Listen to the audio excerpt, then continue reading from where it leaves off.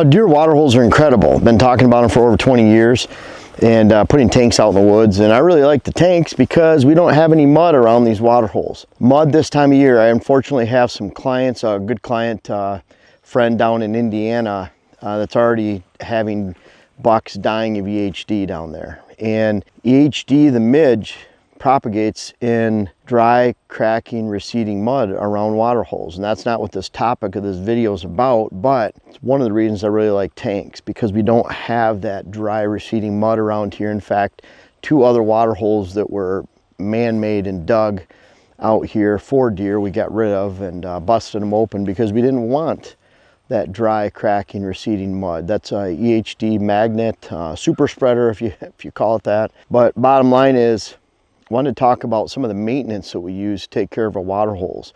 This is the water hole where Tyler, one of our charity hunt winners and friend, he shot his buck right here. In fact, his broadhead, when he shot the buck, actually stuck in the tree right down here. So he shot it right out of the redneck, that corner window, went through the deer and stuck right there, and his deer died over there, probably about 30 yards. So pretty cool setup. And it's how we set up a lot of our water holes, where if we have a redneck blind by him, we can see a long shot somewhere else. We have the close shot for the bow, and you can see looking right up here, we need to trim a couple trees out of here, but that's our hole going right through there. And by the time you add in all these trees around here, we have trees growing by big rock trees. They're planting and they're shooting up, the hybrid willows around that. We have shrubs planting around the base. We can get in and out of that without spooking any deer. So it's really hidden, which is what we like. But the water hole. Now, what I find with the water hole over the years is people say, well, how do we take care of this green algae and it's mosquito infested? Deer don't care. They're not drinking out of this typically during the summertime. Do you know that deer don't have to take a drink for weeks at a time? So if they're getting their moisture requirements met by just eating the green vegetation out in the fields every night, or leaves or whatever they might have in your area, clover fields, alfalfa around here, leaves back in the woods, hardwood woods, forbs forages, swamps, whatever.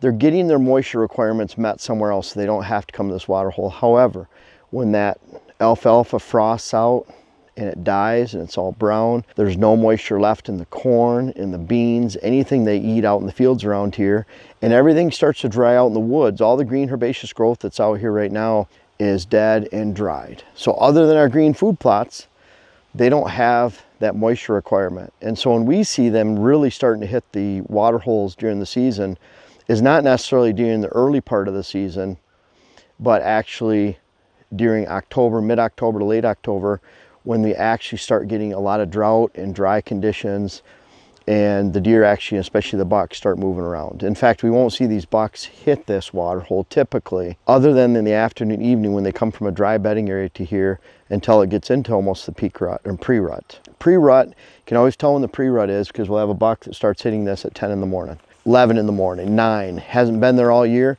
but it's been moving around. That's why it hits them. So the green algae vegetation, we really don't care. The deer don't seem to mind that at all. And I don't want to put any chemical in here. And people say, well, it's natural.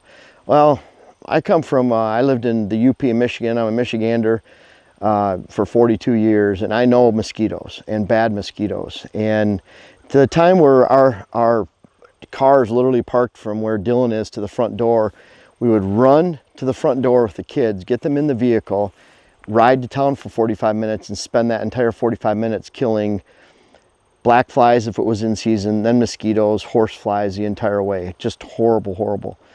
Sorry for interrupting, we'll be right back, but it's getting close to fall planting season. We have some of our favorite blends, some newer blends, Big Boost 365.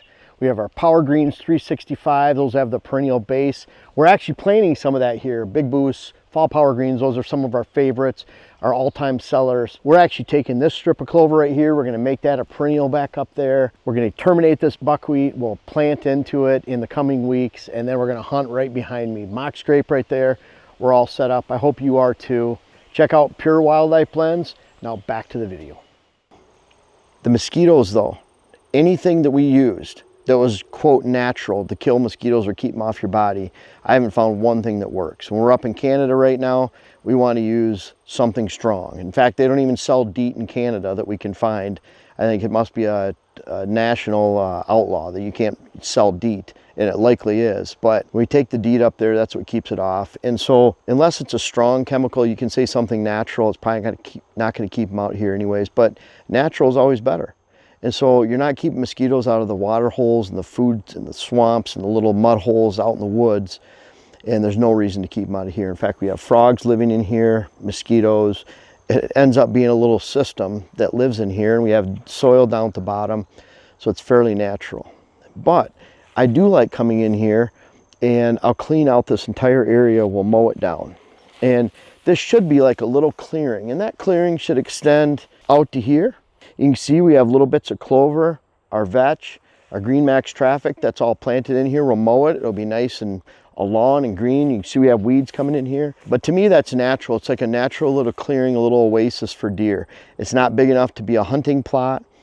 It's not big enough to offer an attraction, a food source value. It's just supporting the water hole. And then every deer that comes by here, they see the water, they're attracted to the water, and they come in and drink the water. Now, what we do, you can come in here, we'll actually rake any rotten, dead leaves and sticks out of here. You just take a garden rake, pull it out and keep that clean. If you want to run some fresh water, these are 300-gallon tanks. If you came in here with a 150-gallon tank and just let it overflow and clean it out to satisfy that, well, this doesn't look as green as it used to in algae, but we haven't found that that matters. What I found that matters the most is keeping it clean around the water hole, make it look like that little oasis, make sure it's a part of the movement. This is no different than a mock scrape. If we took a mock scrape and let's say we hung a mock scrape right next to this, off this branch right down here. Now it's not flat like I'd like it, but if it was flat, met those conditions, we'd get a lot of use out of that mock scrape. If we stick that mock scrape back in a little hole back there that's not on a deer trail and it's not in an area of deer movement or where deer want to go, we're not going to get that much use. And so this water hole, we want it on a trail. You can see you have a trail that extends down in the switchgrass down there. We actually mow it, it mows right out past here and goes right into our big green food plot over there. So this is just a part of the movement. When you have it as a part of movement, it's going to work. So a lot of people focus on the maintenance, the mosquitoes, the clarity of the water. What we found over the last 2 decades of doing this is the clarity of the water doesn't matter. It's the location, how you use it. If you spook deer coming in and out, you have hidden blind or tree stands by it. And then, of course, we like, if we have this nice water hole like this, if it ever works out, we really like to be able to take a shot somewhere else. We're focused on this when we add a deer blind. So tree stands, we have some great setups in the woods where we're just looking at that water hole. Again, we want to keep it clean around there, make it look like that little oasis for deer. And we find when you do mow this, and when you mow this vegetation here and this growth, then we do find that deer like it a little bit more. You have that fresh growth coming in. It's kind of like your lawn. If it's overgrown, they don't necessarily like feeding in it, but if you give it a nice mowing in a subdivision, the deer might be in there, out there hitting it a little bit more. Same with alfalfa. Once you cut it, you can stimulate some growth, get that fresh, young, succulent growth coming in, then they'll hit it a little bit more. No different than a hardwood regeneration area or clear cut, where you cut the timber, the hardwood, you get fresh, tender green growths coming up after you remove the timber, and deer love it. They love that succulent, young growth. So don't focus as much about the clarity of the water, the algae. Instead, clean it up, keep it green. We like this green around it. Again, not necessarily a food plot, but it holds soil. It's very resilient. We have grasses in here. You can see all the grasses back out in here. But it's very resilient to hoof traffic, so we're not creating that mud hole, and we never have water sitting on mud and dry and cracking mud that actually goes back to promoting the propagation of that EHD midge, which unfortunately some are already feeling the effects of. So we want to limit that on our property. In fact, we don't want any of that on our property here. If they're going to get that around here, it's going to be on the neighbors, and we're going to make sure of that. So I hope that helps you with some of these tips, and I hope you enjoy your water holes, because we sure do. It's where some of our best hunting takes place, and you can bet we're going to monitor it right over there with that reveal on the tree. It's one of our favorite year-round perennial attractions and locations we've had for the years we've owned the property here. And from Venti to Berry to Bow, we've had lots of different bucks in this location. Actually passed up Junior right here last year as he came in. I had Jackson screaming with me in the blind, and they just filtered off into the woods, didn't seem to care. But coming into the water during a muzzleloader hunt in December, and we get months of use out of them and a lot of fun, and you should too. Have a great time with your water holes this fall. Hey everyone, thank you so much for watching the video. I appreciate you watching the videos. We have over 600 articles on whitetailhabitatsolutions.com. It's all free. And I also appreciate those of you that check out our books. I have 5 books starting from 2012.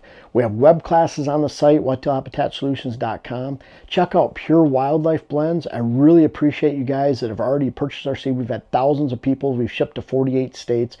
We have digital land management through whitetailstrategy.com. That's taking all these ideas and concepts I put in the YouTube videos and digitally transforming your land for you. And then finally, we have our clients and client visits. We'll visit over 300 clients as a group this year. We visit anywhere in the country. Boots on the ground is always the best, but we have a lot of ways to help you, from free to client visits and all in between. Check us out again, whitetailhabitatsolutions.com, Pure Wildlife Blends, and whitetailstrategy.com.